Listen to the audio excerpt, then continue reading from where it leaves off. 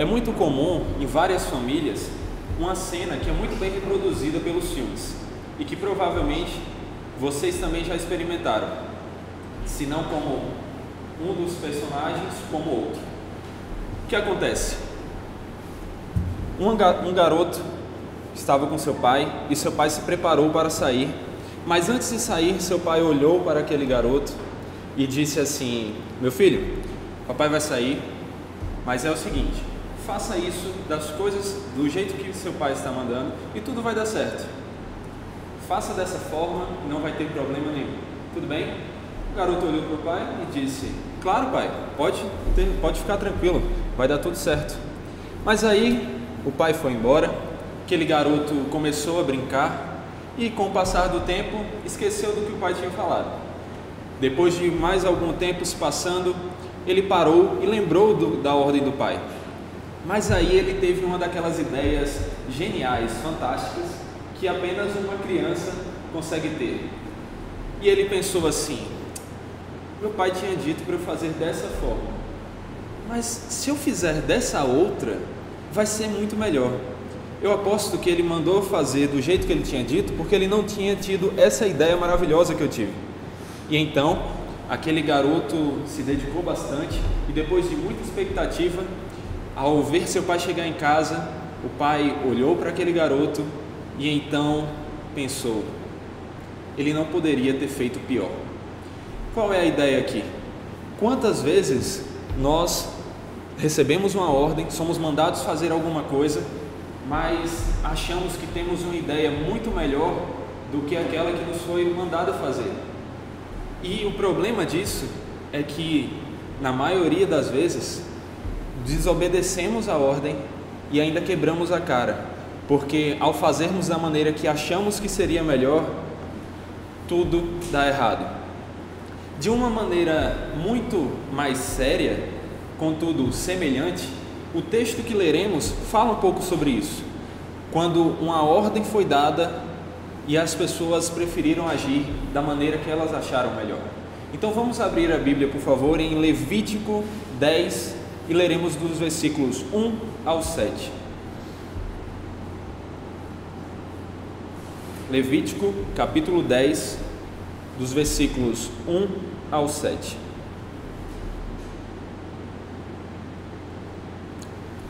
O texto diz assim: Nadab e Abiú, filhos de Arão, tomaram cada um o seu incensário e puseram neles fogo, e sobre este incenso, e trouxeram fogo estranho perante a face do Senhor, o que lhes não ordenara.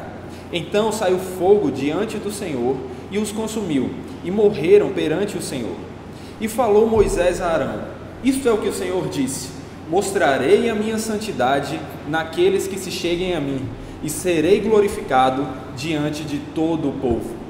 Porém, Arão se calou. Então Moisés chamou Misael e Eusafã, filhos de Uziel, tio de Arão, e disse-lhes: chegai, tirai vossos irmãos de diante do santuário para fora do arraial. Chegaram-se, pois, e os levaram nas suas túnicas para fora do arraial, como Moisés tinha dito. Moisés disse a Arão e a seus filhos, Eleazar e Itamar: não desgranheis os cabelos, nem rasgueis as vossas vestes, para que não morrais, nem venha grande ira sobre toda a congregação. Mas vossos irmãos, toda a casa de Israel, lamentem o incêndio que o Senhor suscitou. Não saireis da porta da tenda da congregação, para que não morrais, porque está sobre vós o óleo da unção do Senhor. E fizeram conforme a palavra de Moisés. Vamos orar? Senhor, muito obrigado pela tua palavra, pois ela é a revelação que o Senhor nos deu para sabermos como viver para o teu inteiro agrado. Que ela possa nos transformar por meio do teu Espírito Santo e que ele nos capacite a obedecê-la, vivermos conforme ela. Que o Senhor nos dê entendimento do ensino desse texto e assim, Senhor, glorifique ao teu nome por meio da nossa vida. Em nome de Jesus te pedimos. Amém. Em geral, essa passagem é usada como se a ideia central dela fosse simplesmente falar da adoração. Contudo, após fazer um estudo mais aprofundado, eu noto que ela abrange muito mais do que simplesmente a adoração. Ela fala do viver como um todo, do viver perante o Senhor. Mas para entendermos isso, precisamos entender o livro na qual ela se encontra. Precisamos entender melhor informações relevantes sobre o livro de Levítico. Assim como os outros 4 livros que formam o Pentateuco, o livro de Levítico foi escrito por Moisés. Levítico significa referente aos levitas e deriva o seu nome do grego Levi. O livro de Levítico recebeu esse nome porque boa parte do seu conteúdo vai falar sobre o trabalho dos levitas. Ele foi escrito durante um período entre 1446 e 1406, ao redor do Monte Sinai. E ao narrar o que acontece durante aproximadamente um mês que os israelitas passaram ali, após o término do tabernáculo, ele vai nos mostrar um pouco do que aconteceu. No livro de Êxodo, Deus escolhe Israel para ser o seu povo santo e os instruiu a construir um tabernáculo. Mas é só aqui, no livro de Levítico, que ele vai mostrar como é que deveria ser feita a adoração nesse tabernáculo e como é que os israelitas deveriam viver de maneira santa para a glória de Deus. Em Levítico como um todo, e mais especificamente aqui na seção que nós estamos, vários elementos se repetem, principalmente 4 deles, que ressaltam certos aspectos de como deve viver o servo de Deus. E esses aspectos são viver diante de Deus, viver em santidade, viver conforme as suas ordens e viver para que Ele seja glorificado. Na verdade, a lição principal do livro é que, porque Deus é santo, o seu povo também deve ser.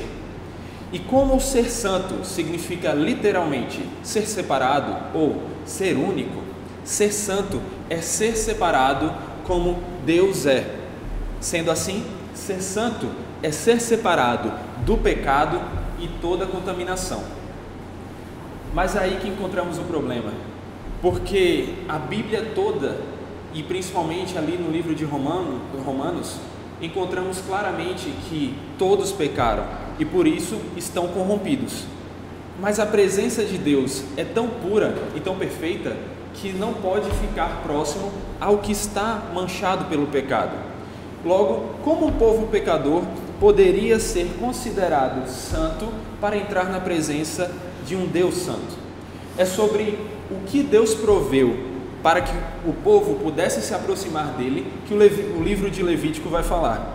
Ele mostra como Deus proveu uma solução para as pessoas sujas e corrompidas poderem entrar na presença de um Deus puro e santo.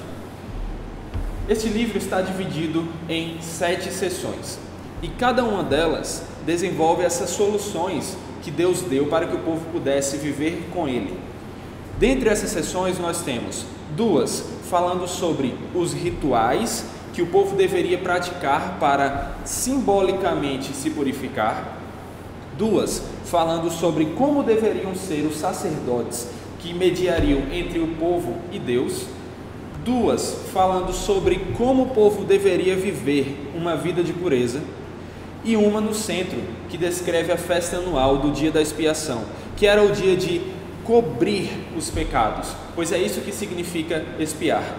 E apenas assim, com os pecados cobertos da presença de Deus, é que os pecadores poderiam se aproximar do Deus Santo e se unir a Ele. Já o nosso texto, ele se encontra nessa seção que fala sobre a consagração dos sacerdotes, nos capítulos 8 a 10. Com ela e com outras passagens, aprendemos que Deus só permitia que trabalhassem no tabernáculo os sacerdotes que eram descendentes de Arão e os levitas que os auxiliavam nos seus trabalhos. Esses sacerdotes eram homens que mediavam entre o povo e Deus, e os sacrifícios santos para um Deus santo precisavam de sacerdotes santos para oferecê-los. Por isso o Senhor descreveu quais seriam as qualificações e características daqueles homens que seriam aptos para servir. Nadab e Abiú, que eram filhos de Arão, que vimos agora no nosso texto, também haviam sido consagrados para serem sacerdotes, e isso é visto no capítulo 8. E como tal, eles deveriam viver conforme as ordens de Deus, inclusive como exemplos para todo o povo de Israel, de forma que a morte deles, por causa de sua desobediência, foi um lembrete enfático para todo Israel e para todo o povo de Deus em todos os tempos, de que, para se aproximar do santo Deus, é preciso obedecer às suas santas ordens. E como é, ou por que o texto nos mostra que para se aproximar do santo Deus é preciso obedecer às suas santas ordens? Em primeiro lugar, porque o Senhor preza pela sua santidade e por glorificar ao seu nome. E o que no texto nos mostra isso? Observe no versículo 3. Assim está escrito: E falou Moisés a Arão: Isto é o que o Senhor disse: Mostrarei a minha santidade naqueles que se cheguem a mim, e serei glorificado diante de todo o povo. Porém, Arão se calou. Essa parece ser uma expressão um pouco vaga. Não é muito fácil entender o que Moisés quer dizer com essa citação de Deus aqui, de forma que a maneira mais lógica de entendermos seria compará-la com o restante das Escrituras. Mas o problema é que nós não temos escrito em nenhum outro local das Escrituras essa citação, ou esse momento em que Deus falou essa frase para Moisés. Mas tem duas passagens que nos ajudam a compreender o que é que Moisés quis dizer aqui ao citar essa frase de Deus, ou melhor, o que Deus quis dizer com essa frase. Em Levítico 22, dos versículos 31 ao 33, está escrito dessa maneira: Pelo que guardareis os meus mandamentos e os cumprireis, eu sou o Senhor. Não profanareis o meu santo nome, mas sereis santificado no meio dos filhos de Israel. Eu sou o Senhor que vos santifico, que vos tirei da terra do Egito para ser o vosso Deus. Eu sou o Senhor. Levítico 22, do 31 ao 33, interpreta o que foi dito aqui em Levítico 10, versículo 3.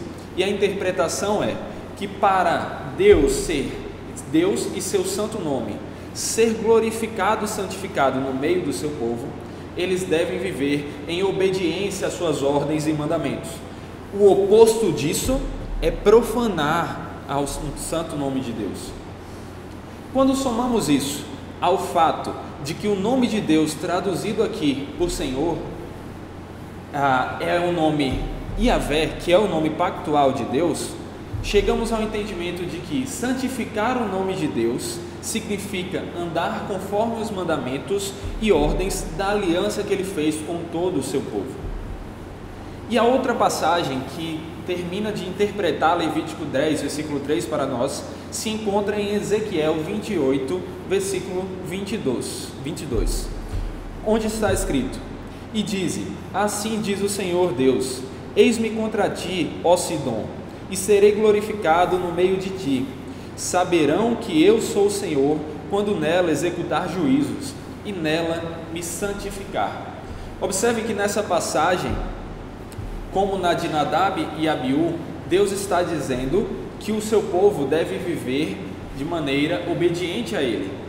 Mas, mesmo se eles viverem de maneira desobediente, mesmo se um povo não estiver em obediência a Deus, ele ainda será glorificado, ele ainda será santificado, mas agora por meio da punição e por meio do juízo. Um Deus soberano, santo e cheio de glória não pode ter o seu nome profanado pela desobediência de seu povo. Ele deve assegurar que eles obedeçam às suas ordens. É como eu falei, para se aproximar do santo Deus é preciso obedecer às suas santas ordens, pois como o texto mesmo destaca, o Senhor preza pela sua santidade e por glorificar o seu nome. E prezar por isso significa prezar pela obediência a Ele. Mas aí ainda vem uma pergunta para nós: Por que Moisés falou isso nesse exato momento? Logo aqui após a morte de Nadab e Abiú. Talvez nós esperássemos que ele chegasse para Arão tentando consolá-lo, ou dizendo aquela frase que é tão comum nos dias de hoje: ah, coitadinhos desses meninos, eles não mereciam isso. Mas não é isso que Moisés fala. Então vamos entender o que é que ele quis dizer ao citar aquela frase de Deus em Levítico 10, versículo 3.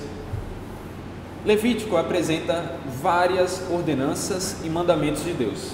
Fora os verbos que são usados para expressar uma ordem, o próprio verbo hebraico, que é traduzido como ordenar ou mandar, é apresentado mais de 35 vezes, sendo mais específico, 35 vezes. Contudo, dessas 35 vezes, 20 se encontram nos capítulos 8 a 10, que fazem parte da seção que nós estamos estudando, que fala sobre a consagração dos sacerdotes. Porém, o que mais chama a atenção não é simplesmente essa concentração aqui, mas são duas coisas.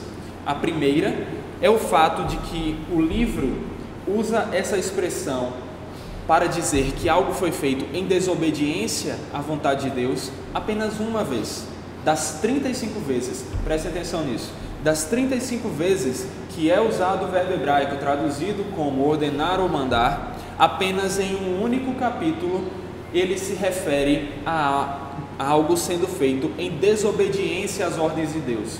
Em todas as outras passagens, ele é usado para dizer que as coisas foram feitas conforme as ordens do Senhor. Isso é muito frisado e muito repetido no texto. E a segunda coisa que mais chama a atenção é o grande contraste apresentado entre Levítico 10 e os capítulos anteriores. Nos capítulos 8 e 9, tudo é feito conforme Deus havia ordenado. No capítulo 8, Arão e seus filhos são consagrados. Seus filhos Nadab e Abiú, Eleazar e Itamar são consagrados ao Senhor por meio de Moisés, de acordo com o que Deus havia ordenado. E no capítulo 9, eles ofertam tudo da maneira que Deus havia ordenado também.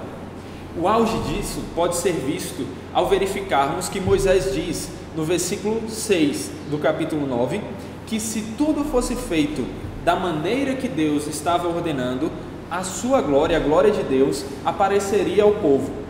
E nos versículos finais do capítulo 9, nós vemos que realmente a glória de Deus se manifestou ao povo. Ele aceitou o sacrifício oferecido, o povo se alegrou e adorou a Deus em temor. Já aqui no capítulo 10 de Levítico, acontece exatamente o inverso disso. No versículo 1, olhem aí, é dito que Nadab e Abiú trouxeram perante Deus fogo estranho, o que o narrador faz questão de deixar claro que Deus não havia ordenado. Por isso Deus recusa a oferta, mata os ofertantes desobedientes e o povo lamenta. Viram aí o contraste? E esse contraste ainda é mais intensificado por mais dois fatos. O primeiro é que a expressão que é usada para dizer que Deus consumiu as ofertas apresentadas no capítulo 9 é a mesma expressão que é usada para dizer que Deus consumiu a Nadab e Abiú no capítulo 10. No verso 24 do capítulo 9 e no verso 2 do capítulo 10 é dito que saiu fogo de diante de Deus e assim ele consumiu o que estava em sua frente. Em um dos casos, o holocausto, e no outro caso, a Nadab e Abiú. E a segunda coisa que intensifica ainda mais o contraste entre os capítulos é que as ofertas corretas apresentadas no capítulo 9 e a oferta errada, desobediente, apresentada no capítulo 10 são feitas no mesmo dia. Identificamos isso ao lermos o início do verso 19 do capítulo 10. E ele diz assim: respondeu Arão a Moisés: eis que hoje meus filhos ofereceram a sua oferta pelo pecado e o seu holocausto perante o Senhor, e tais coisas me sucederam. Essas ofertas que foram citadas por Arão são descritas em Levítico 9, mas a fala de Arão de que se essas coisas, em que tais coisas sucederam a ele, se encontra no capítulo 10 e vai falar sobre a morte de Nadab e Abiú. Ele está descrevendo esse incidente ruim. Logo após as ofertas apresentadas no capítulo 9 de maneira correta, a incorreta é apresentada no 10, no mesmo dia. Então, depois de notarmos tudo isso, podemos chegar a uma conclusão do porquê Moisés citou essa frase de Deus agora para Arão, logo após a sua morte. E essa parece ter sido a mesma conclusão que Arão chegou. No final do versículo 3, observem também, é frisado que após ouvir a citação de Moisés sobre o que Deus tinha falado, Arão se calou. Isso demonstra que Arão entendeu a situação e viu que não deveria falar. Ele deveria se calar, pois o que Moisés estava lhe explicando era que seus filhos não foram mortos injustamente. Deus jamais os mataria se eles não merecessem. Antes, eles eram culpados.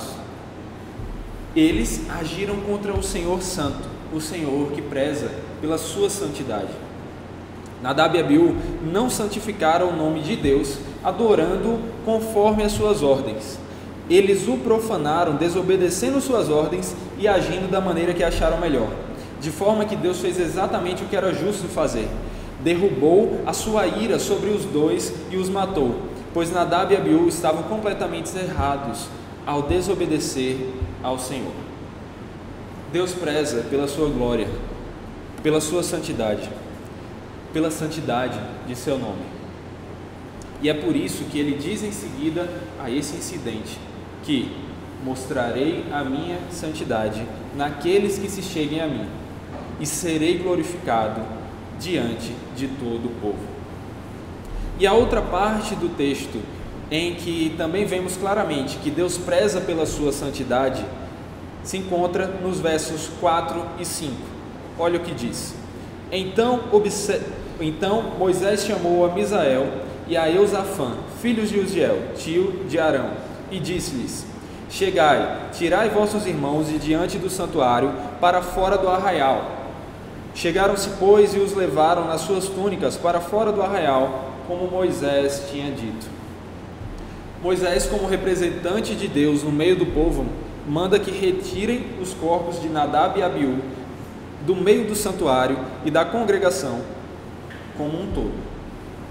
E ele chamou aos primos de Arão para fazerem isso em lugar dele e dos seus filhos, Eleazar e Itamar.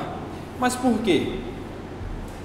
Porque a morte estava relacionada à impureza. Os locais onde tivessem mortos ou aqueles que tocassem em mortos ficariam impuros, tanto que o texto ressalta que os primos de Arão levaram Nadab e Abiú segurando pelas vestes. Eles também estavam tentando evitar tocar em mortos para não se contaminar. Dessa forma, por meio de Moisés, Deus estava lembrando mais uma vez que Ele é um Deus que preza pela sua santidade e por sua glória, e que por isso não permitiria que o que estivesse impuro ficasse em sua presença. Tudo que está na presença de Deus deve ser santo, porque Ele é santo. Assim, os corpos de Nadab e Abiú precisavam ser levados para fora da congregação, para não contaminarem um lugar onde Deus estava presente. Por isso, Arão, Eleazar e Itamar não poderiam sequer serem aqueles que iam carregar os corpos para fora.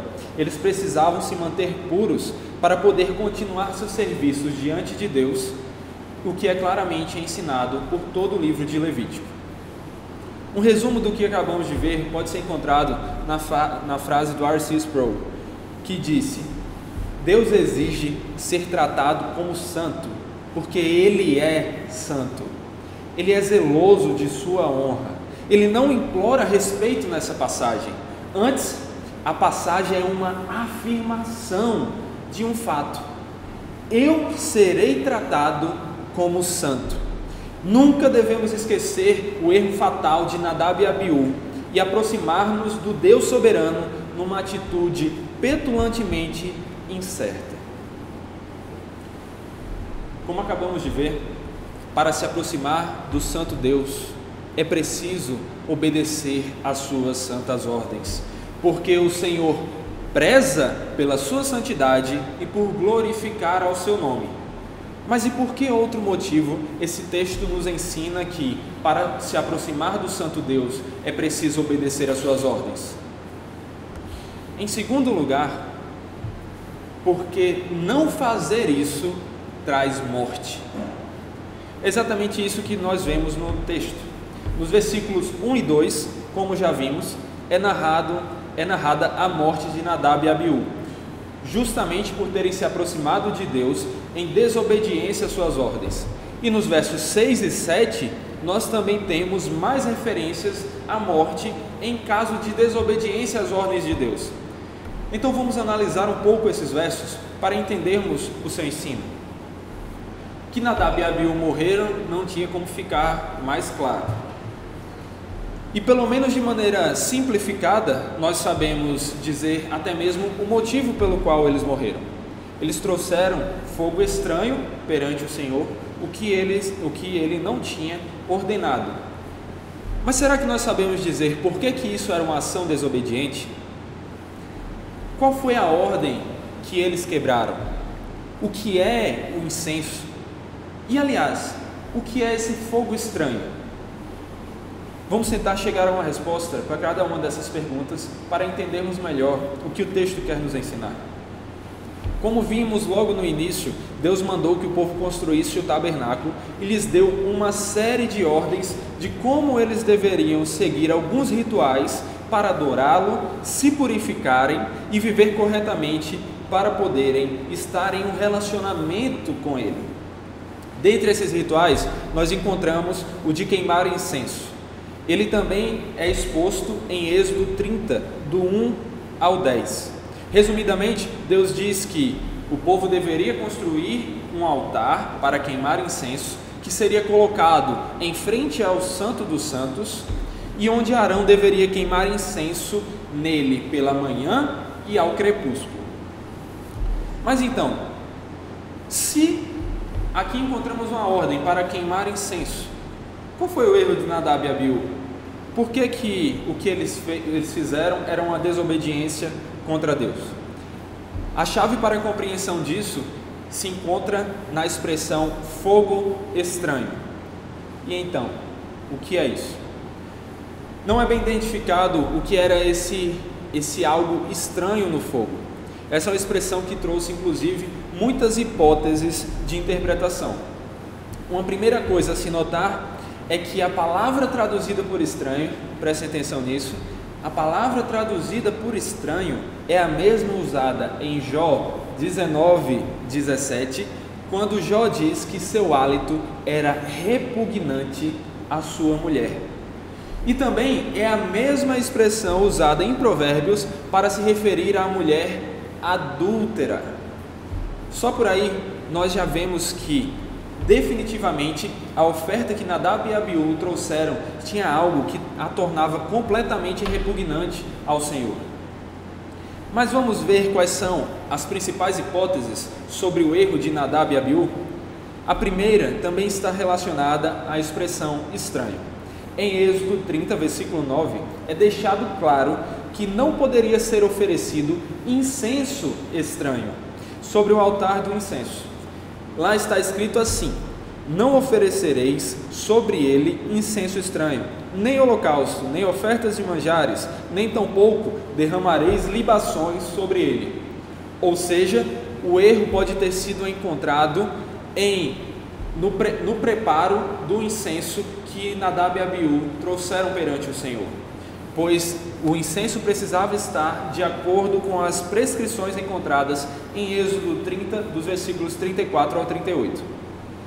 Outra das hipóteses para este erro é que, segundo Êxodo 30, do versículo 7 ao 8, o incenso deveria ser oferecido pela manhã e ao crepúsculo, de forma que o que teria feito a oferta de Nadab e Abiú estar errada poderia ter sido o horário em que eles a ofereceram. Mas como não fica claro no texto o horário em que eles fizeram isso, isso é apenas uma hipótese.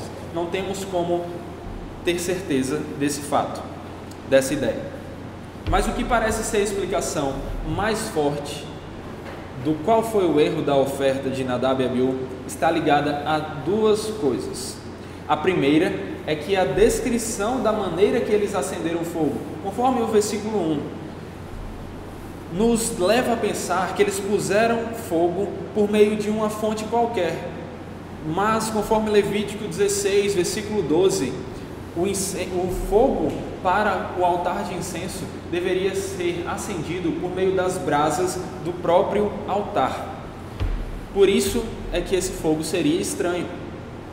E a segunda coisa é que toda vez que se fez referência à oferta de incenso, como por exemplo em Êxodo 30 do 7 a 8 e Levítico 16 do 11 ao 13, apenas Arão, que tinha a função de sumo sacerdote, foi citado como aquele que deveria fazê-la. Ninguém mais. Logo, é muito provável que Nadab e Abiú nem mesmo pudessem fazer aquela oferta, mas apenas Arão. É verdade que não há para nós nenhuma afirmação objetiva de que apenas o sumo sacerdote poderia oferecer incenso. Contudo, também não há nenhuma outra passagem em que alguém em outra posição oferecesse incenso da maneira que agradasse a Deus. Ou seja, infelizmente, não temos como ter certeza absoluta de que foram essas duas coisas que fizeram Deus recusar a oferta de Nadab e Abiú. Mas o que o texto não deixa dúvidas é que eles morreram por terem desobedecido a Deus, tentando se aproximar dele e servi-lo da maneira que ele não tinha ordenado. E algo que pode ter feito com que eles perdessem a noção do que estavam fazendo e agissem como agiram, é que eles poderiam estar bêbados. O que nos leva a achar isso é que logo após o parágrafo que estudamos, vemos Deus falando com Arão nos versículos 8 a 11 do mesmo capítulo, sobre o consumo de bebidas alcoólicas pelos que serviam na tenda da congregação. Observe, falou também o Senhor a Arão, dizendo: vinho e bebida forte, tu e teus filhos não bebereis quando entrardes na tenda da congregação, para que não morrais. Estatuto perpétuo será isso entre as vossas gerações, para fazerdes diferença entre o santo e o profano, entre o imundo e o limpo, para ensinardes aos filhos de Israel todos os estatutos que o Senhor lhes tinha falado por intermédio de Moisés. Como sempre devemos interpretar o texto diante do seu contexto, e o contexto antecedente a esses versículos vai falar sobre a morte de Nadab e Abiú por terem desobedecido a Deus, faz muito sentido concluirmos que eles não diferenciaram entre o fogo santo e o fogo profano ou fogo estranho. E isso porque eles estavam bêbados. Seria esse o motivo de porque no parágrafo seguinte Deus ressalta que os que serviam na tenda da congregação não deveriam beber bebida forte ao entrar lá, para que eles conseguissem fazer a distinção entre o que era ordenado e o que não era. Pois é, foram muitos os erros encontrados nas ações de Nadab e Abiú. E a história da desobediência deles nos ensina tanto que para se aproximar do santo Deus é preciso obedecer às suas santas ordens, porque o Senhor preza pela sua santidade e por glorificar ao seu nome, como também que para se aproximar do santo Deus é preciso obedecer às suas santas ordens, porque não fazer isso traz morte. Mas além da morte concretizada deles, os versos 6 e 7 deste texto também nos ensinam que para se aproximar do santo Deus é preciso obedecer às suas santas ordens, porque não fazer isso traz morte. Porém, neles isso é só um aviso e não um juízo efetuado. Notem o que esses versos dizem. Versículo 6: Moisés disse a Arão e a seus filhos, Eleazar e Itamar: não desgranheis os cabelos, nem rasgueis as vossas vestes, para que não morrais, nem venha grande ira sobre toda a congregação. Mas vossos irmãos, toda a casa de Israel, lamentem o incêndio que o Senhor suscitou. Não saireis da porta da tenda da congregação, para que não morrais, porque está sobre vós o óleo da unção do Senhor, e fizeram conforme a palavra de Moisés. A ideia que é claramente repetida aqui por Moisés, representando a Deus, é que ele estava lembrando mais uma vez a Arão e seus filhos que eles não deveriam desobedecer ao Senhor, senão morreriam. Porém, o que não fica claro é como apenas os outros poderiam lamentar, enquanto eles nem poderiam lamentar, nem poderiam sair da tenda da congregação. Mas a resposta para isso pode ser encontrada no próprio livro de Levítico. Arão e seus filhos não deveriam sair da tenda da congregação, porque conforme está escrito em Levítico 8, do versículo 31 a 36, eles estavam sendo consagrados por Deus para servir no tabernáculo. O óleo da unção estava sobre eles. E isso exigia que eles permanecessem sem sair da tenda da congregação por um período total de 7 dias. Ouçam o que o texto fala. Também da porta da tenda da congregação não saireis por 7 dias, até o dia que se cumprirem os dias da vossa consagração, porquanto por 7 dias o Senhor vos consagrará. Como se fez neste dia, assim o Senhor ordenou se fizesse em expiação por vós. Ficareis, pois, à porta da tenda da congregação dia e noite, por 7 dias, e observareis as prescrições do Senhor, para que não morrais, porque assim me foi ordenado. E Arão e seus filhos fizeram todas as coisas que o Senhor ordenara por intermédio de Moisés. E o motivo pelo qual Arão e seus filhos não poderiam lamentar está intimamente ligado ao fato deles não poderem sair da tenda da congregação. Isso porque a maneira que eles lamentavam não era como a maneira que nós lamentamos. Nós choramos. Eles rasgavam as suas vestes, arrancavam seus cabelos, muitas vezes jogavam cinzas em suas cabeças e muito mais.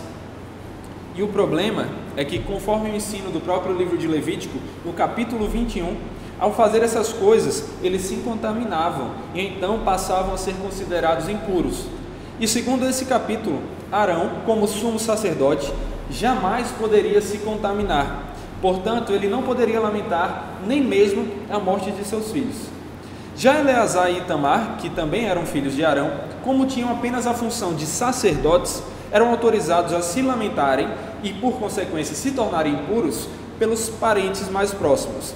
Isso porque o simples fato de ficar impuro não era pecaminoso em si mesmo, pois era algo ligado ao dia a dia, sendo inclusive momentâneo, já que na maioria das vezes era só fazer o ritual de purificação e ao final do dia a pessoa já estava purificada. Porém, eles não poderiam lamentar naquele momento, porque o que era errado era estar impuro e servindo na presença de Deus. E assim chegamos ao motivo pelo qual Arão e seus filhos não poderiam lamentar. Como eles estavam em consagração e precisavam permanecer na tenda da congregação servindo ao Senhor, eles precisavam se manter puros, pois estar na presença de Deus impuro é contrário às suas ordens. E como já vimos enfaticamente, para se aproximar do Santo Deus, é preciso obedecer às suas santas ordens, porque o Senhor preza pela sua santidade e por glorificar ao seu nome. E por que não fazer isso? Traz morte. Mas então isso levanta uma última pergunta.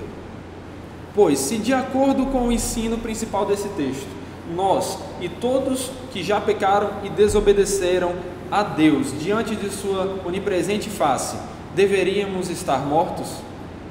Por que não estamos? A questão aqui é de que morte estamos falando. Deus castiga alguns que o desobedecem com a morte física e instantânea.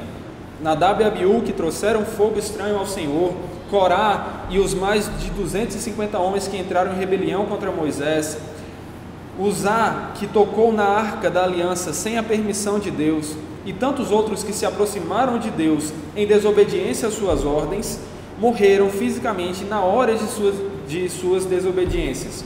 E, portanto, são exemplos desse primeiro tipo de morte. Porém, não é sobre todos ou depois de qualquer desobediência que Deus pune com esse tipo de morte. Nós já desobedecemos a Deus e não morremos, tanto que estamos aqui. Mas o que a Bíblia fala em Romanos 6,23, quando fala que o salário do pecado é a morte, ela não quer dizer simplesmente sobre a morte física ou parar de respirar. A ideia é muito mais profunda. O ensino bíblico é que Deus é a fonte de toda a vida. E o que é a morte, senão o afastamento da vida que se encontra no Santo Senhor? Mas como a desobediência contra o Senhor é pecado, e o pecado corrompe, e Deus, por ser santo, não tolerar estar próximo ao que está corrompido, todos os que já pecaram estão mortos, pois foram afastados daquele que é a fonte de toda a vida, e essa é a morte espiritual. Isso significa que aquele que está sob as consequências do pecado pode até não morrer instantaneamente por sua desobediência, mas ele está espiritualmente morto, além de estar caminhando também aos poucos para uma morte física. Foi exatamente isso que aconteceu com Adão, e é exatamente assim para todas as pessoas, porque todos pecaram. E sobre todos os que permanecem espiritualmente mortos em seus delitos e pecados, também virá a morte eterna, que é o derramamento da ira de Deus sobre todos aqueles que merecem ser justamente condenados, de maneira que, mesmo sobre aqueles que estão fisicamente vivos, a desobediência a Deus trouxe morte. E a partir daqui que começamos a ver como o que aprendemos nesse texto pode ser aplicado de maneira mais específica à nossa vida. Pois o único meio de sermos salvos dessa morte que merecemos é Jesus Cristo e a sua obra da redenção. E apesar do livro de Levítico ser um livro pouquíssimo valorizado pelos cristãos, ele deveria ser muito querido por eles, porque a todo momento ele aponta para Jesus e para a sua obra. O Novo Testamento, como um todo, nos ajuda a ver como as Escrituras apontam para Cristo, como ele e principalmente como a Epístola aos Hebreus, a qual dá a linda interpretação cristã de Levítico, aprendemos que, enquanto o salário do pecado é a morte, o dom gratuito de Deus é a vida eterna em Cristo Jesus. Sendo assim, sabendo que mesmo merecendo a condenação por nossa desobediência a Deus, em Cristo Jesus podemos ter nossa culpa perdoada, corramos para Cristo. Corramos implorando pelo seu misericordioso perdão e pela sua graciosa salvação, pois Ele é aquele que foi morto por causa das nossas transgressões e ressuscitou por causa da nossa justificação. E então, ao invés de confiarmos em sacerdotes humanos e falhos, como Nadab e Abiú, devemos confiar naquele que é o sacerdote perfeito.